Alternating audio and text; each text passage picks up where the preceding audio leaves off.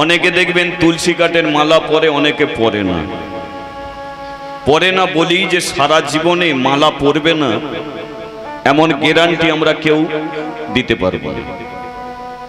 তাহলে আজকে যে পরে না সে দুদিন পরে পড়তে পারে, কিন্তু নিন্দে করলে মানুষটা কোনোদিনই আর হরিবাসরে আসবে না। মহাপ্রভু যদি নিয়ম করে দিত যে মালা পরবি তবে হরিবোল বলবি, তাহলে হরিবাসরে মানুষ এসে বসতো না। তাই তিনি নিয়ম করেননি।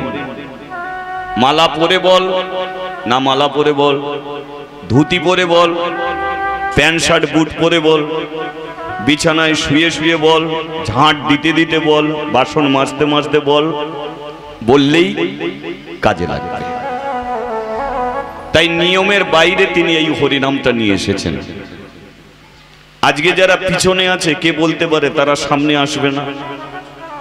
মহাপ্রভুর যদি কৃপা হয় তাহলে সামনের মানুষ হয়তো পিছিয়ে যাবে, আর পিছন করা মানুষগুলো তারাই সামনে বসে আনন্দ করে দুহাত তুলে বলবে এটাই গৌর হরি বল, হরি বল, বলিয়ে রাধা মাধবে কে। তাহলে এটা একটা সৎসঙ্গ। আর এই সৎসঙ্গে আজকে যে আলোচনার বিষয়ে আসব, আজকে যে লীলা আপনারা শুনবেন, লীলাটি হলো জাতি ভেদ। কি লীলা আপনারা শুনবেন? জাতি ভেদ। জাত কোনটাকে বলে? ব্রাহ্মণ, চণ্ডাল, মুচি, মেথর, বাগদি, হাঁড়ি, নস্কর, হালদার, এগুলোকে জাত বলে। আর সেটাকে ভেদ করে দিলে জাত ভেদ। ভেদাভেদ মানে কি? দূরত্ব, দূরত্ব তৈরি করা। দুটো সমাজ, এখনের একটা সমাজ আর মহাপ্রভু যখন আসেনি তখনের একটা সমাজ। দুটো সমাজের মধ্যে পার্থক্য কি? এখনের সমাজে সব মানুষ হরিবাসরে আসতে পারে। এখানে সব শ্রেণীর মানুষ আছে, উঁচু জাত, নিচু জাত, এখানে কোনো জাতি ভেদ নেই। এখানে আমরা সবাই সমান। কিন্তু মহাপ্রভু যখন আসেনি তখনের একটা সমাজ ছিল। এদিকে তাকান। মহাপ্রভু যখন আসেনি তখনের সমাজ কি ছিল? চার ভাগে ভাগ করা ছিল। ব্রাহ্মণ, ক্ষত্রিয়, বৈশ্য আর কি শূদ্র। চার শ্রেণীতে ভাগ, চার শ্রেণীতে ভাগ ছিল। কি? ব্রাহ্মণ, ক্ষত্রিয়, বৈশ্য, শূদ্র। ব্রাহ্মণদের কাজ কি?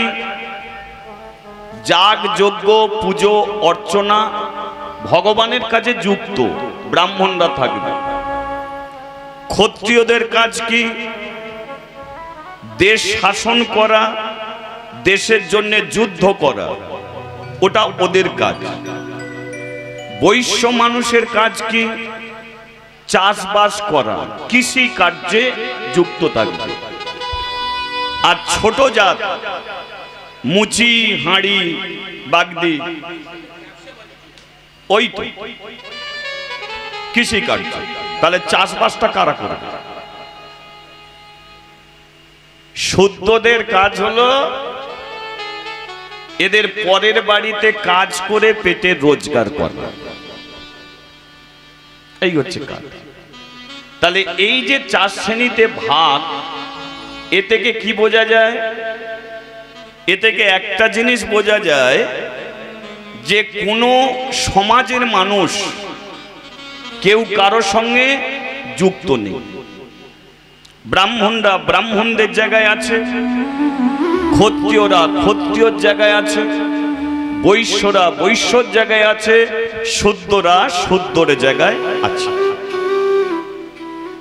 শুধু তাই নয়, ঠাকুর ঘরে ওঠার অধিকার ব্রাহ্মণদের ছাড়া কাদেরও ছিল না। এমনকি ব্রাহ্মণদের বেদ মন্ত্র যদি অন্য শ্রেণীর মানুষ শুনে ফেলত, তাদের কানে গরম তেল ঢেলে কানকে নষ্ট করে দেয়া হতো। আপনার মাসির বাড়ি 1 কিলোমিটার দূরে, কিন্তু 1 কিলোমিটার দূরে যদি কোনো ব্রাহ্মণের পরিবার থাকতো, ওই রাস্তা দিয়ে আপনি যেতে পারবেন না, আপনাকে 5 কিলোমিটার ঘুরে ঘুরে আপনার মাসির বাড়িতে যেতে হবে। তাহলে এমন একটা সমাজ, এই সমাজটাকে ভেঙে, এই জাতি ভেদকে ভেঙে গুঁড়িয়ে দিয়ে আজকে যে আমরা সবাই এক হয়েছি, এই একটা করেছে কে? একমাত্র দুটো ভাই। এক হলো গৌর, পরেরটা নিতাই। কিসের দ্বারাই করেছে? টাকা পয়সা দিয়ে। হরি বল, এছাড়া আর কি করেনি? হরি বল। এই জায়গাটা করতে গিয়ে মহাপ্রভুকে সংগ্রাম করতে হয়েছে। সংগ্রাম না হলে দেশের পরিবর্তন হবে না। বিনয়, বাদল, দীনেশ, ক্ষুদিরাম, মাতঙ্গিনী এরা কি করেছে? জীবনে সংগ্রাম করেছে, তাই ভারত স্বাধীন হয়েছে। সংগ্রামের ধ্বনি কি ছিল? সংগ্রামের ধ্বনি ছিল বন্দে মা তরম, এই ধ্বনি। আর মহাপ্রভু জাতি ভেদ ভেঙে দিলেন, তার কি ধ্বনি? একটাই, হরি বল। হরি বল, হরি বল। কি ব্যাপার, সবাই তো বললো না, তাই আর একবার হরি বল, হরি বল। তাহলে যে হরি বলের দ্বারাতে আমরা সবাই এক হলাম, সেই হরি বল একটু মুখে বলা যাবে? হরি নাম একটু করা যাবে? করবেন? আর হাতে তালিটা কি এবছর না পরের বছর দেবেন? এবছর দিয়েই করবেন? তা চলো একটু এবছর হাতে তালি দিয়ে একটু হরি নাম। হরি বলো, হরি বলো, হরি বলো ভাই, হরি নামে বিনা জীবের অন্য গতি নাই। হরি বলো, হরি বলো, হরি বলো ভাই, হরি নামে বিনা জীবের অন্য গতি নাই।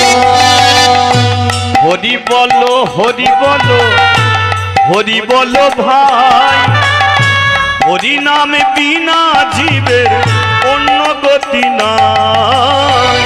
হরি বলো, হরি বলো, হরি বলো ভাই, হরি নামে বিনা জীবের অন্য গতি নাই। নদিয়া নগরে আর, নদিয়া নগরে আর কি আনন্দ হলো রে, আমার গৌর এলো রে, আমার নিতাই এলো রে, আমার গৌর এলো রে, আমার নিতাই এলো রে। নদিয়া নগরে আর, নদিয়া নগরে আর কি আনন্দ হলো রে, গৌর এলো রে, আমার নিতাই এলো রে। আর নদিয়া নগরে আজ, নদিয়া নগরে আজ কি আনন্দ হলো রে, গৌর এলো রে, আমার নিতাই এলো রে। গৌর এলো রে, আমার নিতাই এলো রে। নাম ভজ, নাম জপ, নাম করো সা, হরি নামে ভাষা তরি হয়ে যাবে পার। নাম ভজ, নাম জপ, নাম করো সার, হরি নামে ভাষাও তরি হয়ে যাবে পার। যেই নামে সেই কৃষ্ণ ভজ নিষ্ঠা করি, নামেরও সহিতে আছে আপনি শ্রীহরি। গৌরব সেই কৃষ্ণ ভজ নিষ্ঠা করি, নামের সহিতে আছে আপনি শ্রীহরি। দূরে যাবে তিতাব জ্বালা, বড় গো নামের মালা। দূরে যাবে তিতাব জ্বালা, কৃষ্ণ নামের মালা।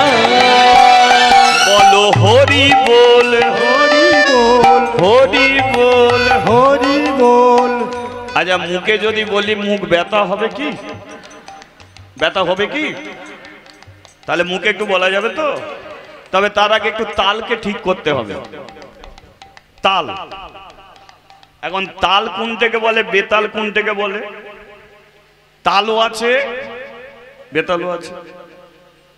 এখন তালে দেখবেন একজন স্ত্রী স্বামীর কথা শুনে যদি চলে, তাহলে দেখবে ডাল ভাত খেয়েও ভালো আছে। আর একজন স্ত্রী স্বামীর কথা শোনে না, স্বামীও স্ত্রীর কথা শোনে না, বলে এদের সংসার কেমন চলবে? চলবে? এদের টাকা পয়সা বাড়ি গাড়ি সব থাকবে, এরা দুজনে এক বিছানায় শুয়ে থাকবে, মুখ ঘুরিয়ে পড়ে থাকবে। তার মানে এরা বেতালের পার্টি। তাহলে সব থেকেও শান্তি আছে কি? নেই। কেন? বেতাল। আর তালে যদি চলে, ডাল ভাতেও শান্তি। তাহলে এখানে যতজন বসে আছি, এই হরি নামটা যদি আপনার জীবনে কাজে লাগাতে চান, তাহলে তালে চলুন। কার সঙ্গে তালে? ভগবানের সঙ্গে। শুধু এই 3 ঘন্টার জন্য নয়, সারা লাইফ ভগবানের সঙ্গে আমাদের তালে চলতে হবে। কারণ তিনি মানুষ করে পাঠিয়েছে, তার সঙ্গে যদি আপনি কানেকশন জুড়ে রাখেন, তাহলে তবেই আবার মানুষ হবার সুযোগ আপনি পাবেন।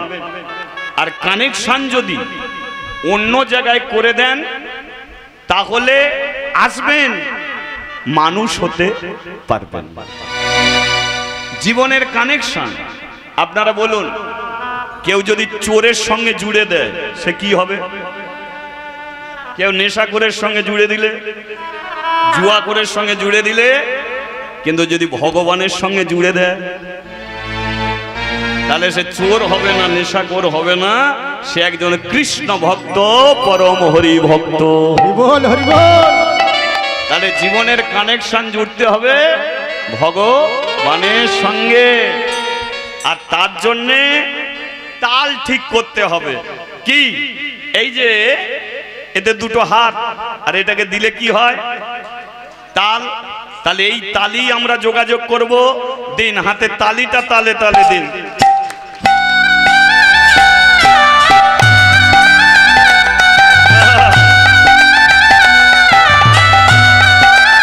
হরিবল হরিবল।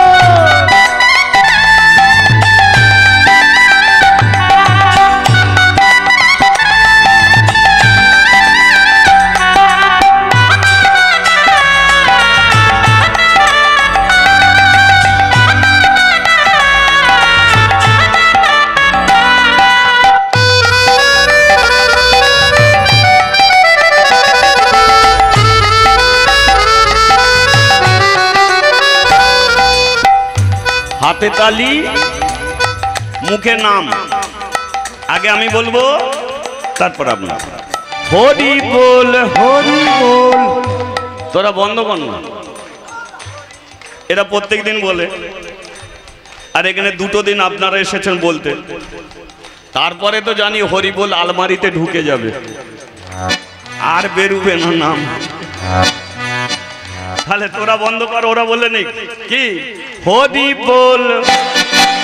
হরি বল, হরি বল, কাকা বল, কাকি বল, হরি বল, দাদা বল, হরি বল, দিদি বল, হরি বল, ভাই বল, হরি বল, দেনা বল, হরি বল, প্রেম সে বল, হরি বল, ধন সে বল, হরি বল, ভাব সে বল, হরি বল, ধন সে বল, হরি বল, হাত তুলে বল।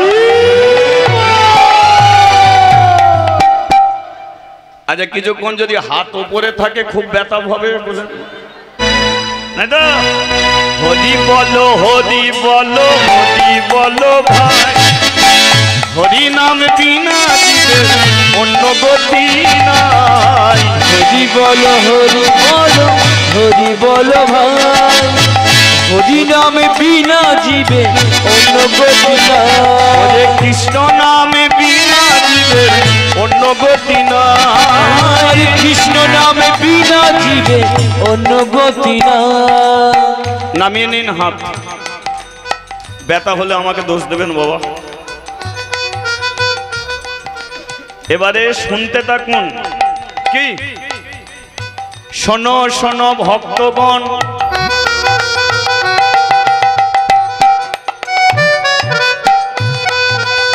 শোনো দিয়া মন, হরি বল, হরি বল, হরি বল,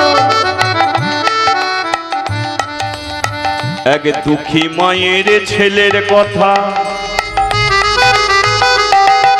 এখন কহিব। এখন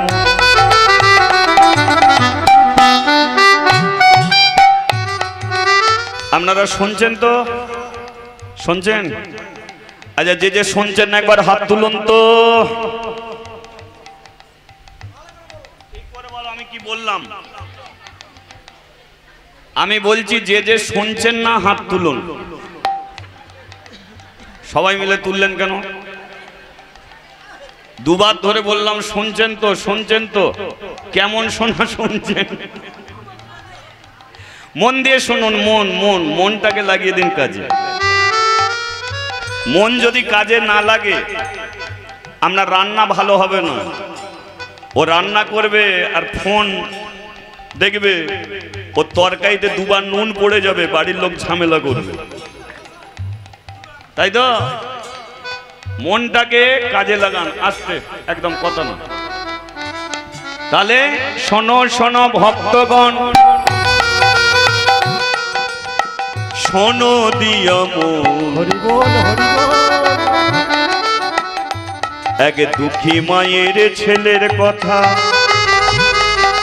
এখন কহিব। এখন প্রেমানন্দ নাম তার, কাশী ধামে বাস, ছিল তার জুতোর দোকান, হরি নামে তার আশ।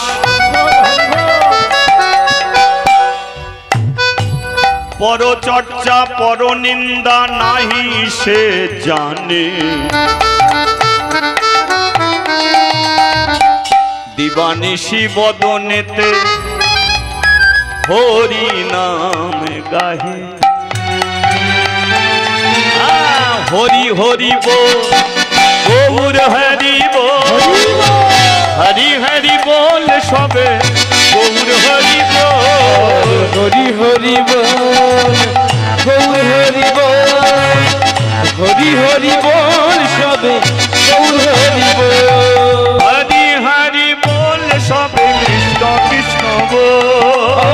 হরি হরি বল সবে কৃষ্ণ কৃষ্ণ বল। হরি হরি বল সবে কৃষ্ণ কৃষ্ণ বল। হরি হরি বল, কৃষ্ণ কৃষ্ণ বল। বলিয়ে রাধা মাধবে কি জয়। প্রেমানন্দের হলোটা কি? কাশীর বাজার, দু জায়গায় একাদশী নিষেধ। এক হচ্ছে পুরী জগন্নাথ মন্দিরে একাদশী চলে না, আর দুই হলো কাশী ধামে বাবা বিশ্বনাথ, ওই ধামে একাদশী চলে না। কাশীর বাজারে মানুষ বিক্রি হয়। অতি পুরাকালে রাজা হরিশ্চন্দ্র তিনি ঋণের দায়ে কাশীর বাজারে এসে তার স্ত্রী শৈব্যা ছেলে রোহিতকে বিক্রি করে দিয়েছিল ওই কাশীর বাজার। নিজে শ্মশানে গিয়ে মড়া পুড়িয়ে তার ঋণ শোধ করেছে। কাশীর বাজার খুব বিশাল বাজার। সেই বাজারে অনেক দোকান, তার মধ্যে আছে একটা জুতোর দোকান। দোকানটা চালায় কে? প্রেমানন্দ দাস, মুচির ছেলে। বয়স কত? 70। কত বললাম? তার স্ত্রীর নাম হচ্ছে সুধাময়ী, বয়স 60। প্রেমানন্দ 70, সুধাময়ী 60। এদের টাকা পয়সা নেই, এই নিয়ে এদের চিন্তাও নেই, কিন্তু অভাব একটা আছে। সেটা কি? 70 বছর বয়স, প্রেমানন্দ এখনো বাবা হতে পারে, কিন্তু বাবা হবার যে ইচ্ছা এটাও তার মন থেকে যায়। এখনো ইচ্ছা সে বাবা হবে। একদিন স্ত্রী সুধাময়ী প্রেমানন্দকে বলছে, শোনো, এটা তো দাসপাড়া, পাশের গ্রামটা হলো ব্রাহ্মণ পাড়া। ওই ব্রাহ্মণ পাড়ায় একটা কৃষ্ণ মন্দির আছে। তুমি এক কাজ করো, ওই কৃষ্ণ মন্দিরে গিয়ে ভগবানের কাছে মানত করো। সে যদি সন্তান দেয় তুমি সন্তান পাবে, নইলে মাথা কুড়িলেও সন্তান তুমি পাবে। তাই হবে। প্রেমানন্দ সকালবেলা স্নান করেছে, আর স্নান 1 টাকা হবে না? না, ঘাড় ঘুরিয়ে লাভ নেই, আমি আমার স্ত্রীকে বলছি, আস্তে কথা না।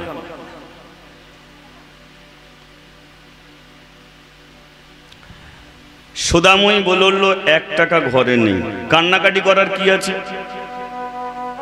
আমি তোমার স্বামী, আমি পয়সা উপায় করে যদি তোমার হাতে দিই তবে তুমি পাবে। তাহলে ঘরে 1 টাকা নেই, এর জন্য কান্নার কোনো কারণ নেই, দোষটা আমার। ভেবেছিলাম কৃষ্ণ মন্দিরে যাব, 1 টাকা ধূপ কিনে গিয়ে মানত করব, এমনি তার কাছে যাব। নেই তো আর কি আছে? ভগবান তো আর ধূপের আশা করে না, এমনি গিয়ে মাথা ঠুকবো। বেরিয়ে পড়েছি। ওই কোথায় যাবি? ব্রাহ্মণ পাড়ার কৃষ্ণ মন্দিরে। এমনি যাচ্ছিস? হ্যাঁ, 1 টাকা নিয়ে যা। দেখবেন আপনি হয়তো কোনোদিন তীর্থে যেতে পারবেন না, কিন্তু যারা তীর্থে যাবে আপনি তাদের হাতে 10 টাকা, 20 টাকা, 50 টাকা দিয়ে দেবেন। তীর্থে যাত্রীর হাতে যদি আপনি 50 টাকা দেন, আপনার অলাভ হবে না, আপনার মঙ্গলই হবে। কেন? উনি তীর্থে গেলেন বৃন্দাবনে, নিজের 50 টাকায় ফল কিনলো, আপনার 50 টাকাও ফল কিনলো, নিয়ে রাধা গোবিন্দ চরণে নিবেদন করলো। আচ্ছা বলুন তো, ভগবান কি বুঝতে পারবে যে একজন ঘর থেকে দিয়েছে আর একজন এখানে এসে দিচ্ছে? তিনি এ বিচার করে না, তার কাছে নিবেদন করলেই তিনি কৃপা করবেন। তাহলে একজন বৃন্দাবনে গিয়ে ভগবানের কৃপা পেল, আর একজন ঘরে বসে 50 টাকা দিয়েছিল, সে ঘরে বসেই ভগবানের কৃপা। হরি বল, হরি বল। সেই জন্যে যারা তীর্থযাত্রী তাদের হাতে দিতে হয়। সবাই বোঝে না, অনেক তীর্থযাত্রীকে টিটকিরি মারে, তাই না? অনেক বৈষ্ণবকে টিটকিরি মারে। সবার পেছনে লাগো ভাই, বৈষ্ণবের পেছনে লেগো না। কারণ বৈষ্ণবের সঙ্গে প্রধানমন্ত্রী থাকে না, রাষ্ট্রপতি থাকে না, মুখ্যমন্ত্রী থাকে না, ওদের সঙ্গে থাকে স্বয়ং ভগবান। হরি বল, হরি বল। তাহলে ওদের কাছে অপরাধ করলে ভগবান তোমাকে ছাড়বে না। আর জানেন ভগবানের মার দুনিয়ার পার। যেদিন ও মারবে সেদিন সোজা হয়ে দাঁড়াতে পারবে না। 1 টাকার ধূপ কিনে নিয়ে কৃষ্ণ মন্দিরে চৌকাটে পা রেখেছে, ওপর থেকে জমিদার বলল, কে রে? জমিদার বাবু, আমি প্রেমানন্দ। পুরো নামটা বল। প্রেমানন্দ দাস। তাহলে তুই মুচির ছেলে? হ্যাঁ। মন্দিরের সিঁড়ি থেকে পা নামা। কেন জমিদার বাবু? আমি তো মানত করতে এসেছি মন্দিরে। টাকা পয়সা খরচ করে মন্দির করব, আর ছোট জাতের মানুষগুলো এসে ভগবানকে প্রণাম করবে, এ মন্দিরে এ সুযোগ নেই। পানামা। পূজারী ব্রাহ্মণ দাঁড়িয়ে আছে। জমিদার বলে দিল পানামা, কারণ মন্দিরটা আমি করেছি। ইনি পূজারী, পুজো করার জন্য আছে, এনার কোনো দোষ নেই, অপরাধ নেই। পা নামিয়ে নে। প্রেমানন্দ কি করেছে? পা নামিয়ে নিয়েছে। আমি যে মানত করব এখানে করা যাবে না। পূজারী ব্রাহ্মণ নেমে এসেছে। বাবা তোর কি নাম? প্রেমানন্দ। মানত করতে এসেছিস? হ্যাঁ। জমিদার তো মন্দিরে উঠতে দেবে না, এক কাজ কর, ওই যে অদূরে কদম গাছ আছে, এটা মন্দিরেরই কদম গাছ। কদম গাছের নিচে দাঁড়িয়ে যা জানাবার জানিয়ে যায়। প্রেমানন্দ একটা কথা জানবি, ভগবান মন্দিরে থাকে না, মসজিদে থাকে না, গির্জায় থাকে না, ভগবান সর্বত্র থাকে। তাকে যদি ভক্তি করে বাঁশ বাগানে দাঁড়িয়ে ডাকিস, ভগবান সব ছেড়ে বাঁশ বাগানে গিয়ে ভক্তকে দেখা দিয়ে থাকে। তাহলে মন্দিরে উঠতে পারিস না বলে দুঃখ করিস না, যা কদম গাছের নিচে দাঁড়িয়ে জানাবার জানিয়ে। পূজারী ব্রাহ্মণের কথায় প্রেমানন্দ মন্দিরে কদম গাছের নিচে দাঁড়িয়ে মানত করে বলল, হে কৃষ্ণ, তুমি আমাকে একটা পুত্র সন্তান দাও। বয়স আমার 70, ছেলে দিলে তাকে আমি মানুষ করতে পারবো না, কিন্তু কথা দিলাম তুমি যদি আমাকে সন্তান দাও, তার বয়স যখন 5 বৎসর হবে, আমি এই জমিদার বাবুর কৃষ্ণ মন্দিরে ছেলেটাকে দান করে যাব, দান করে যাব, দান করে যাব। ঠাকুর মশাই, আজ আমি মন্দিরে উঠতে পারলাম না, কিন্তু আমার ছেলে মন্দিরে উঠবে। আমি জমিদারের কাছে প্রার্থনা করিনি, করেছি ভগবানের কাছে। ও হে কৃষ্ণ, তোমার চোখের সামনে মন্দির থেকে আমাকে নামিয়ে দিল জমিদার, আজ আমি কদম গাছের নিচে দাঁড়ালাম, কিন্তু তুমি যদি আমাকে সন্তান দাও, আমি দেখব তুমি তাকে কেমন করে কদম গাছের নিচে দাঁড় করো। তোমাকে আসতে হবে, আমার ছেলেকে মন্দিরে রাখতে হবে। তোমার পায়ে আমি দান করলাম, তুমি যদি সত্যি ভক্তের ভগবান হয়ে থাকো, তাহলে মুচির ছেলেটাকে তোমার চরণে ঠাঁই দিতে হবে। ভগবান ঠাঁই দিতে হবে। মানত করে চলে গেল। সুদাময়ীর বয়স কত বলেছিলাম? মনে আছে? 60। 20 বছরের মেয়ে মা হয়, 30 বছরের মেয়ে মা হয়, 40 বছরের মেয়েও মা হয়ে যায়, কিন্তু 60 বছরের মেয়ে মা হতে দেখেছেন? সুদাময়ী হয়ে গেছে। কত বছর বয়সে মা হয়েছে? 60 বছরে। এই গ্রামে যদি একটা 60 বছরের মেয়ে মা হয়, তাহলে মেয়েরা কলের ধারে জল নিতে গিয়ে কার আলোচনা করবে? একটু সত্যি বলবে, কার হবে আলোচনা? গোটা দাসপাড়ার মেয়েরা ঘাটের ধারে, কলের ধারে, রান্নাশালে কোথাও বাকি নেই, সব জায়গাতেই ফুসফুস হয়েই চলেছে। কি যুগ পড়ল রে ভাই!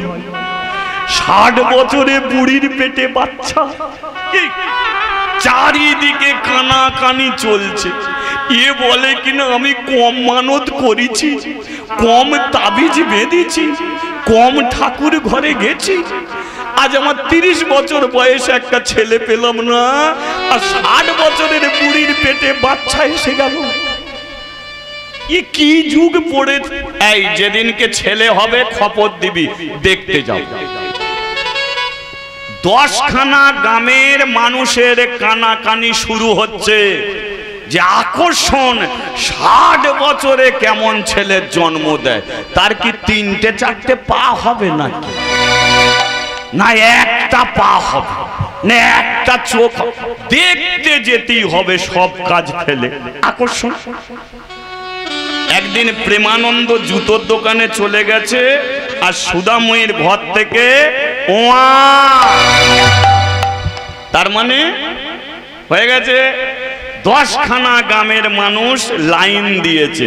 প্রেমানন্দ কোথা? জুতোর দোকানে। একটা 5 বছরের কালো মতো ছেলে জুতোর দোকানে দাঁড়িয়েছে, দাঁড়িয়ে প্রেমানন্দকে ডাকছে, ও প্রেমানন্দ, ও প্রেমানন্দ, করো হে আনন্দ, ও প্রেমানন্দ, করো হে আনন্দ, ও প্রেমানন্দ, করো হে আনন্দ, ও প্রেমানন্দ, করো হে আনন্দ।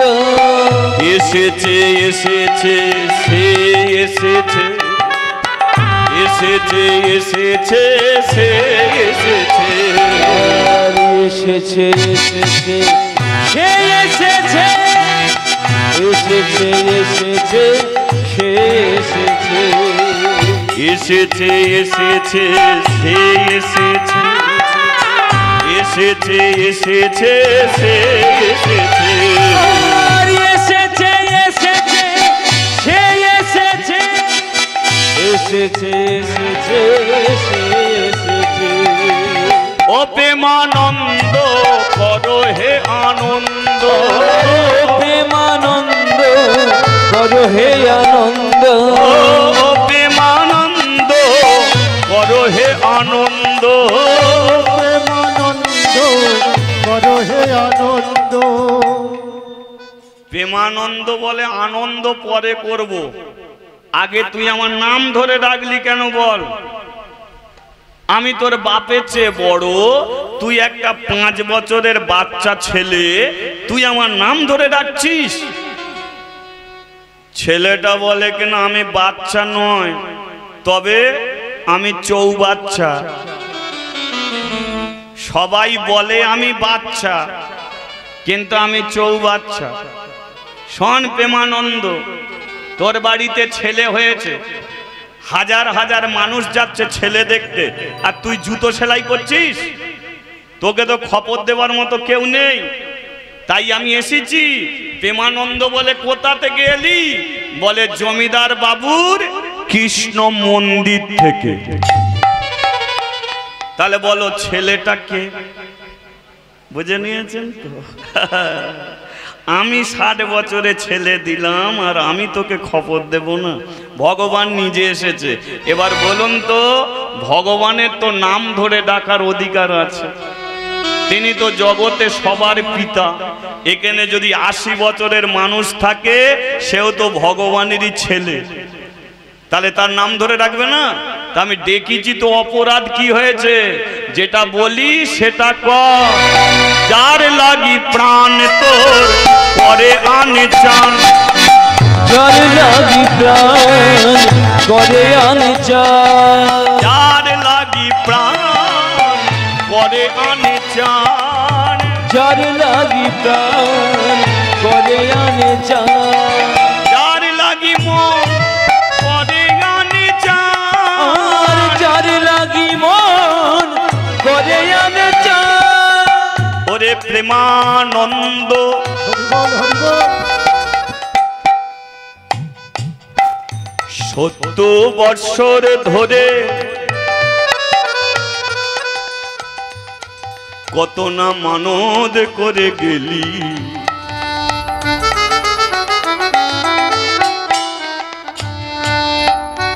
বুড়ো বয়সে তুই আমার কাছে এলি,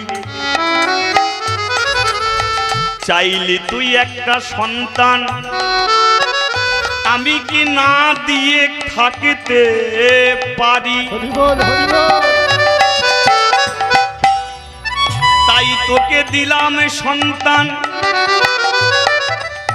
তোর মনে সর্বদাই ছিল কবে ছেলের মুখ দেখব,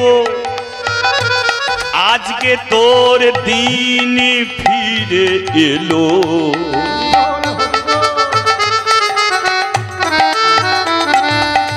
যা যা যা যা যা যা যা যা প্রেমানন্দ বাড়ি ফিরে যা, যার লাগি প্রাণ করে আনে চা। হরি হরি হরি করে আনে চান, ওরে যার লাগি মন করে আনে চা, যার লাগি মন করে আনে চান। এসেছে এসেছে সে এসেছে, এসেছে এসেছে সে এসেছে, এসেছে এসেছে সে এসেছে, এসেছে এসেছে সে এসেছে। তবে শোন তুই বাবা হলি রে, বাবা হলি রে, বাবা হলি রে, তুই বাবা হলি রে। তুই বাবা উলুধ্বনি উলুধ্বনি তুই বাবা হলি হরি রে, ধ্বনি হরি হরি বল। বাবা হলি রে, তুই বাবা হলি রে। বাবা বাবা বাবা বাবা বাবা বাবা। বয়াকা কি হয়? বয়াকা বাবা, বয়াকা বা, আর একটা বয়াকা আবার কি করে বাবা? আমি বলছি বয়াকা বয়াকা, আমি তো বলছি বয়াকা বা আর একটা বয়াকা, আবার বলে বাবা। মেসো আমি তো দুটোকে যোগ করলে হবে বাবা, তা আমি তো একবারে বলছি না বয়াকা বয়াকা কি হয়, আমি বলছি বয়াকা বা আর একটা বয়াকা বা, দুটো বাকে যোগ করলে হয় বা বা। এবার বা মানে কি? সুন্দর। কি করে বুঝবে? বিয়ে বাড়িতে গেছো, তোমাকে এক গ্লাস শরবত দিয়েছে, শরবতটা যদি ভালো হয় এক চুমুক দিয়ে ভেতর থেকে কি বলবে? বাহ। এবার শরবত দিল নুনে পোড়া, ভেতর থেকে বলবে বাহ, ভাই তুই নিয়ে যা। তাই তো? তাহলে বা মানে সুন্দর। প্রেমানন্দ তুমি সুন্দর, তুমি তো পরচর্চা পরনিন্দায় থাকো না, তুমি তো হরি নামে মেতে থাকো, জগতে তোমায় সুন্দর না বললেও আমি তোমাকে সুন্দর বলি। ও প্রেমানন্দ তুমি সুন্দর, তাই তুমি বা, তোমার ঘরে যে এসেছে সে সুন্দর, তাই সে বা। তুমি দোকানের বা, চলে যাও ঘরে, ঘরের বাকে নাও কোলে তুলে, তাহলে ঘরের বা দোকানের বা দুটো বা যখন এক হবে, তুমি বাবা হবে গো, বাবা হবে গো, বাবা হবে গো তুমি। আর একবার নিতাই গৌর হরিব। বাবা হবে গো, বাবা হবে গো, বাবা হবে গো তুমি, বাবা হবে গো, তুমি বাবা হবে গো, তুমি বাবা হবে গো, তুমি বাবা হবে গো, তুমি বাবা হবে গো, তুমি বাবা হবে গো, তুমি বাবা হবে গো। বলিয়ে রাধা মাধবে কি জয় দোকানে ঝাঁপ ফেলবি কি? প্রেমানন্দ বলে ফেলবো কি, ফেলে দিয়েছি। লাঠির ওপরে ভর দিতে দিতে নিজের বাড়িতে এসেছে। কুকুর বেড়াল কার বাড়ির সম্মুখে দাঁড়ায়? যে বাড়ির লোক তাদের খেতে দেয়। যারা নিজেরা খেতে পায় না, কুকুর বেড়াল তাদের বাড়ির সামনে দাঁড়াবে? দাঁড়াবে না। প্রেমানন্দ নিজে খেতে পায় না, তাই কোনো কুকুর বেড়াল তার বাড়ির সামনে দাঁড়াতো না।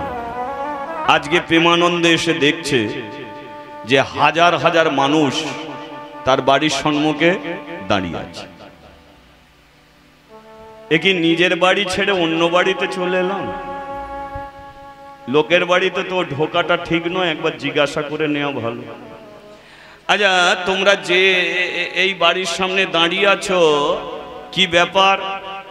শুনেছিস 60 বছরের একটি মেয়ে একটা ছেলে জন্ম দিয়েছে, আমরা ছেলে দেখতে এসেছি। প্রেমানন্দ বলে তাহলে ঠিক জায়গাতেই এসেছি। এই যে তোমরা যে ছেলেটাকে দেখতে এসেছো, আমি হলাম তার বাবা। বলে তুই লাইনে দাঁড়া, লাইনে দাঁড়া। তার মানে ছেলে দেখা হচ্ছে লাইন দিয়ে। সকাল থেকে এলাম, ছেলে দেখতে পেলাম না, আর এখানে এসে বলে ছেলের বাবা, লাইন দে। আচ্ছা, পৃথিবীতে এমন বাবা আপনি পাবেন যে 60 বছর বয়সে, এই 70 বছর বয়সে বাবা হলো, আর নিজের ছেলে দেখার জন্য তাকে লাইনে গিয়ে দাঁড়াতে হলো? এমন বাবা আছে? প্রেমানন্দ সবার পেছনে দাঁড়িয়ে চোখের জলে কাঁদছে। কান্নার কারণটা কি? ছেলে দেখতে পেল না বলে নয়, কারণ ছেলে সে সন্ধ্যেবেলা দেখতে পাবে। কান্নার কারণটা হলো জীবনে একটা আনন্দ যে আমি পেরেছি 70 বছর বয়সে বাবা হতে। জানো, সবাই টিটকিরি মারত। কত ছেলেগুলো এসে বলতো এই দাদু বাবা আর হতে পারবে না, কিন্তু আজ আমি হয়েছি তো। ছেলে সন্ধ্যেবেলা দেখবো। এখন একটু ছেলের গণনা করে দেখা যাক। লাইন যা বড়, বেকার সময় নষ্ট করে লাভ নেই।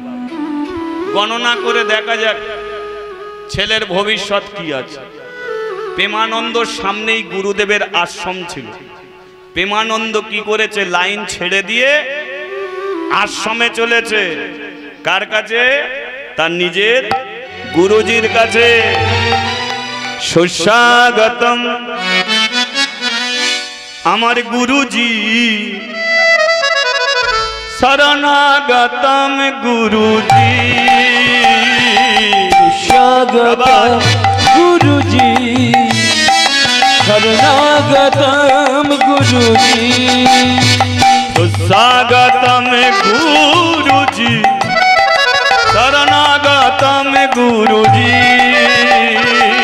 স্বাগতম গুরুজি, শরণাগতম গুরুজি, সুস্বাগতম, সুস্বাগতম, সুস্বাগতম গুরুজি, সুস্বাগতম, সুস্বাগতম, সুস্বাগতম গুরুজি, সুস্বাগতম গুরুজি, শরণাগতম গুরুজি, সুস্বাগতম গুরুজি, শরণাগতম গুরুজি, আমার শরণাগতম গুরুজি, সুস্বাগতম গুরুজি, আমার শরণাগতম গুরুজি, আমার সুস্বাগত গুরুজি। বলিয়ে যে যার গুরু মহারাজ কি। জয় না, সবাই দিল না। যাদের দীক্ষা হয়েছে তারাও দেবে, যাদের হয়নি তারাও দেবে। ঠিক আছে? গুরুদেবের নামে জয় দিতে হয়। বলিয়ে যে যার গুরু মহারাজ কি। এখানে আসার কারণটা কি? প্রেমানন্দ এক মুখ হাসি নিয়ে বলে, আমার একটা ছেলে হয়েছে। গুরুদেব বলে, ঠিক করে কথা বল। বলে, আমার তো ছেলে হয়েছে। বল, তোর ছেলে হয়েছে না তোর বইয়ের হয়েছে, ঠিক করে বল। ছেলে কার? ছেলে কার হয়? অনেকে দেখবেন মিষ্টির হাঁড়ি নিয়ে, কিরে মিষ্টির হাঁড়ি, বলে আমার একটা ছেলে হয়েছে। ওর হলো না, ওর বইয়ের হলো। এইগুলো তো ভুল হয়। প্রেমানন্দ বলে 70 বছর বয়স, পশ্চিম গগনে সূর্য ঢলে গেছে, আর ভুল ঠিক করার সময় নেই, যা পারার বলে দিয়েছি। আচ্ছা ঠিক, এলি কেন? আমার ছেলের গণনা করতে। কখন হয়েছে? সকাল 7টায়। ছেলেটা কালো হবে। প্রেমানন্দ বলে, আমি কালো, ছেলে কালো। ছেলেটা লম্বা হবে। বলে, আমি লম্বা, ছেলে লম্বা। ছেলেটা কৃষ্ণ ভক্ত হবে। যেই বলেছে কৃষ্ণ ভক্ত হবে, তার আনন্দ আর ধরে না রে, আনন্দ আর ধরে না রে, আনন্দ আর ধরে না রে, আনন্দ আর ধরে না রে। কি আনন্দ হলো মনে, আনন্দ আর ধরে না ওরে রে, কি আনন্দ হলো মনে, আনন্দ আর ধরে না রে, আরে আনন্দ আর ধরে না রে। আনন্দ আর ধরে না রে। আচ্ছা, মায়ের আনন্দ কিসে হয়? ছেলে যদি চোর হয় মায়ের আনন্দ হয়, বলো? তাহলে ডাকাত হলে হবে, তবে মদখোর হলে তো হবে, এতেও হয় না। তাহলে কিসে হয়? ছেলে যদি কৃষ্ণ ভক্ত হয়, ছেলে যদি হরি ভক্ত হয়, বাবা মার মনে একটা আনন্দ হয়।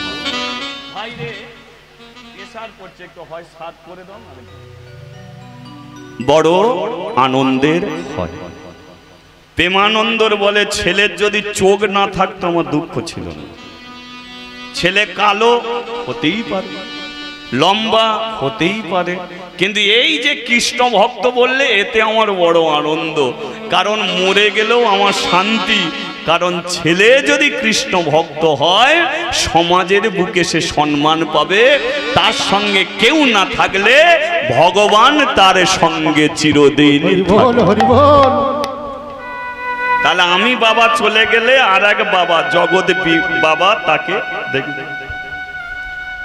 কিন্তু প্রেমানন্দ দুঃখেরও একটা দিন আছে রে। প্রেমানন্দ বলল, দুঃখের দিনটা কি? বলে, শোন, ছেলে তোর লম্বা হবে, কালো হবে, কৃষ্ণ ভক্ত হবে, কিন্তু যে যোগে জন্মেছে যোগটা ভালো নয়। আর যোগটা ভালো নয় বলি, আজ থেকে 15 দিনের মধ্যে হয় ছেলের বাবা মরবে, তা নয় ছেলের মা মরে যাবে। একটু কান খাড়া করে শুনুন। যে 70 বছর বয়সে বাবা হয়েছে, নিজের ছেলে গণনা করার জন্য গুরুজির কাছে গেছে। গুরুজি গণনা করে শেষে বলে দিল, ছেলে মরবে না, কিন্তু ছেলে জন্মের সময় যোগ ভালো ছিল না, আর এই যোগ খারাপের কারণে আজ থেকে 15 দিনের মধ্যে হয় ছেলের বাবা মরবে, তা নয় ছেলের মা। তবে মৃত্যুটা আজকের দিন থেকে শুরু। আজকেও মরতে পারে, কালও মরতে পারে, তবে 15 দিনের মধ্যে কেউ একজন মরবে, 16 দিন হবে না। আর আমার গণনা কোনোদিন মিথ্যা হতে পারে। বলুন, এবার প্রেমানন্দ কোন দিকে যাবে? এসে দাঁড়িয়েছে জমিদার বাবুর কৃষ্ণ মন্দিরে কদম গাছের নিচে। কৃষ্ণ, ছেলে দেয়াটা কোনো অপরাধ নয়। ছেলে দিলি বলে তুই এত বড় শাস্তি দিলি। 15 দিনের মধ্যে হয় ছেলের বাবা মরবে, তা নয় মা মরবে। তুই বল, এখন আমি কার মৃত্যু চাইব? আমি নিজের মৃত্যু চাইব না, সুদাময়ীর মৃত্যু চাইব। শোন কৃষ্ণ, একটা কথা শুনেছিস, আর একটা কথা শোন। এই 15 দিনের মধ্যে তুই আমাকে মেরে দে, সুদাময়ীকে তুই মারবি না। কারণ একদিনের ছেলে রেখে বাবা যদি মরে যায় মা মানুষ করতে পারবে, কিন্তু একদিনের ছেলে রেখে মা যদি মরে যায়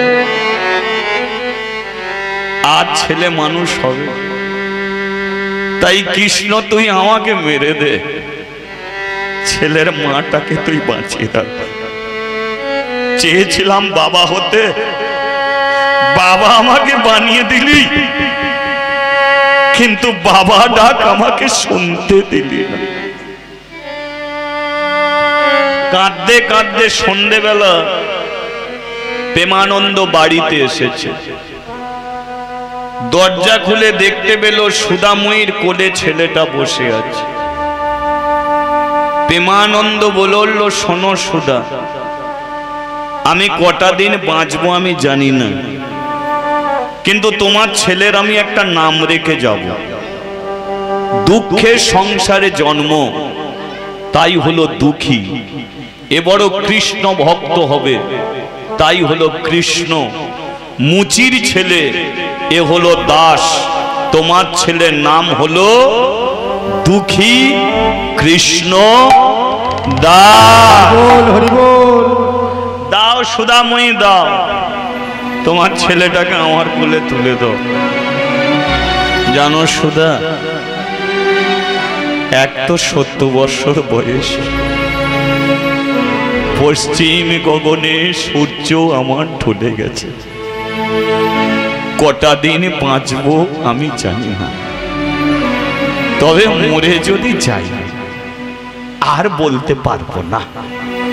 তাই তোমাকে বলে যাচ্ছে, শোনো, এর যখন 5 বছর বয়স হবে না, তখন ওই জমিদার বাবুর কৃষ্ণ মন্দিরে তোমার ছেলেটাকে দান করে আসবে। কেন জানো? কারণ আমি বলে এসেছিলাম, যদি ওই কৃষ্ণ আমাকে ছেলে দেয়, তাহলে ওরই কাছে ছেলেকে দিয়ে যাব। আমি যদি মরে যাই, তুমি কথাটা রেখো। সারা জীবন আমার কথা শুনেছ, এই কথাটা অন্তত রেখো। নিজের কাছে ছেলে রেখো না, একে তুমি কৃষ্ণ মন্দিরে দান করে দিয়েছো।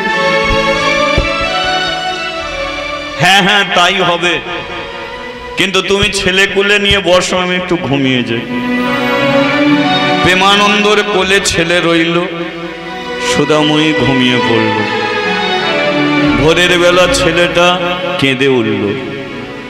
সুদাময়ী ছেলেটাকে কোলে নিতে গিয়ে প্রেমানন্দ শরীরে হাত ঠেকল, আর সুদাময়ী বুঝতে পেরে গেল যে হাতের শাঁখা, মাথার সিঁদুর আর তার নেই। ওই রাত্রিতে ছেলে কোলে নিয়ে প্রেমানন্দ মরে গেল। সুদাময়ী কাকে জড়িয়ে ধরে কাঁদবে? ছেলে খিদের জ্বালায় কাঁদছে, স্বামী মরে পড়ে আছে। স্বামীর মরা শরীরটার দিকে তাকিয়ে আছে, একদিনের ছেলেটাকে কোলে নিয়েছে। যা কিছু দিয়েছিলে সব তুমি নিলে,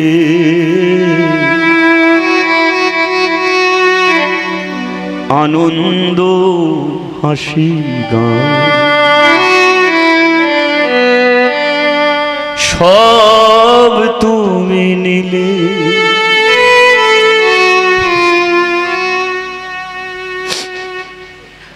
সেই ছোটবেলায় তোমার সংসারে এসেছিলাম গো,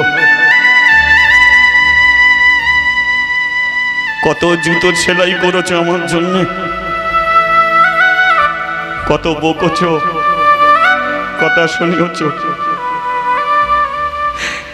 আর আমাকে বকবে না। এসে বলতো তাড়াতাড়ি ভাত দিয়ে দাও,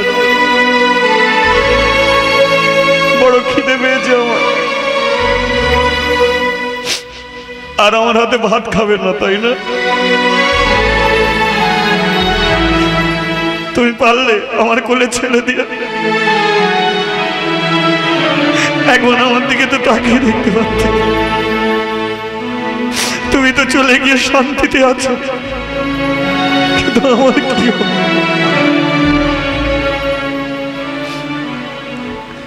যা কিছু দিয়েছিলে সব তুমি নিলে, আনন্দ হাসি গান সব তুমি নিলে। যাবার বেলায় শুধু নিজেরই অজান্তে স্মৃতিটুকু রেখে তুমি তুমি চলে গেলে। আমার বলা কিছু ছিল না, না গো, আমার বলা কিছু।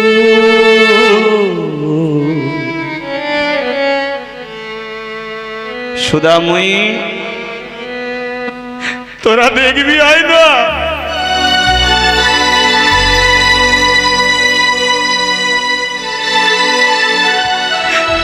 বুড়ো মানুষটা মরে পড়ে আছে। আমরা খবর পেয়ে গেছি, আমরাই তো ছেলে দেখতে এসেছিলাম। কপালটা তোর ভালো নয়, ছেলে পেলি স্বামী হারালি। আমরা ঘর থেকে বার করে নিয়ে যাচ্ছি, প্রেমানন্দকে ঘর থেকে বার করে নিয়ে গেল। ছিল দুজন, এলো তিনজন, রয়ে গেল দুজন, মা ছেলে।